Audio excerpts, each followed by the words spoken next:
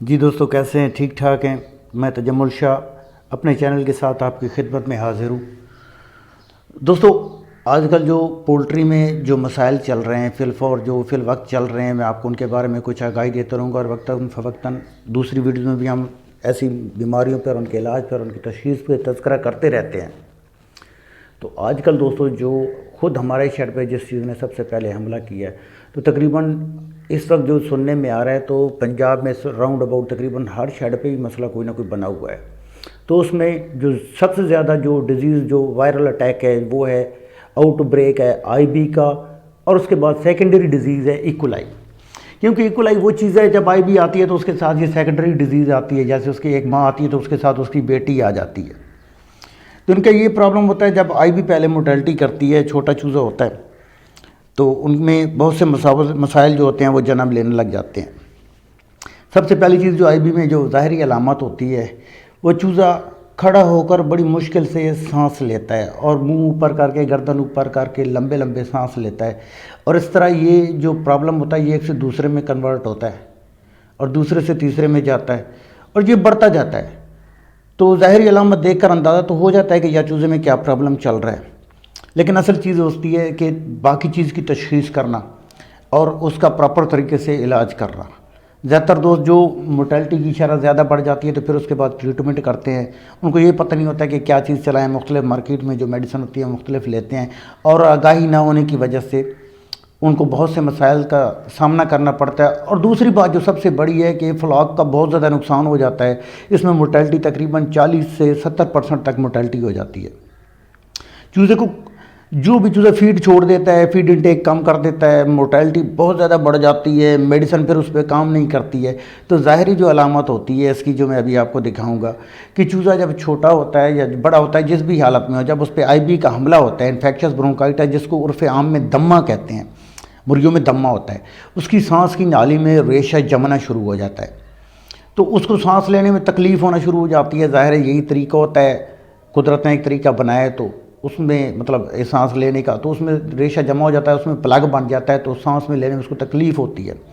फिर वो खड़ा होकर बड़ी मुश्किल से सांस लेता है। तो ये शरह आहिस्ता आहिस्ता बढ़ती जाती है और फिर ये तेज़ी से मोर्टेलिटी होना शुरू हो जाती है।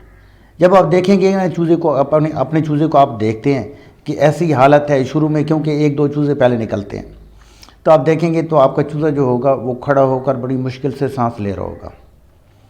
तो इस तरीके में, जिस तरह मैं अभी आपको ये दिखा रहा हूँ कि ये देखें, ये चूज़ा खड़ा हुआ है, ये बड़ी मुश्किल से सांस ले रहा है, इसको सांस लेने में बहुत दिक्कत हो रही है। तो इसका एंड तकरीबन यही होता है कि इसकी मौत हो जाती है ज़्यादातर चूज़ों की। तो अमवात जब होना शुरू हो जाती है तो फिर तकरीबन ये पूरे फलाक में बढ़ना शुरू हो जाती है। कंट्रोल हाउसेस में ये ज़्यादातर जो वायरल अटैक होता है ना, वायरल डिजीज़ अटैक, वो पैडों वाली साइड से शुरू होता है, लेकिन ये कहीं पे भी हो सकता है, पंखों वाली साइड पे भी हो सकता है। लेकिन अगर आपको चूज़े ऐसा नज़र आता है कि आपके चूज़े में ये प्रॉब्लम चल रहा है, तो फिर आपको फौरी तौर पर उसका इलाज करना चाहिए।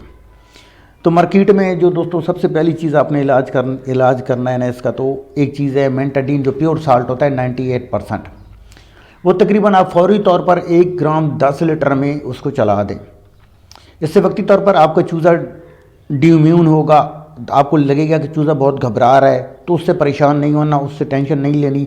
और सांस की कोई भी एसेंशियल ऑयल जो होते हैं, ब्रोंकोडाइल जैसे हो गया, ब्रोंकोडाइलेटर हो गया, तो ऐसी चीज़ें जो हो गई, या म्यूकोसोल हो गया, म्यूकोलेटर हो गया, जो मार्केट में एबट कंपनी का है, वो भी आपको मिल जाता है। तो ऐसी चीज़ें फौरी तौर पर इसे चला दें।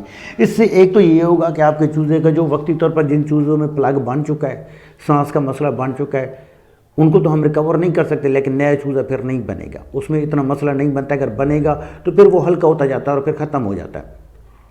क्योंकि इसको अगर वक्ती तौर पर, फौरी तौर पर कम कर लें, तो इसका यही तरीक़ाकार होता है कि इसमें अच्छी किस्म की मेडिसिन चलाएं, जिस तरह मैंने आपको अभी बताया है कि इसमें आप मेंटाडीन चलाएं।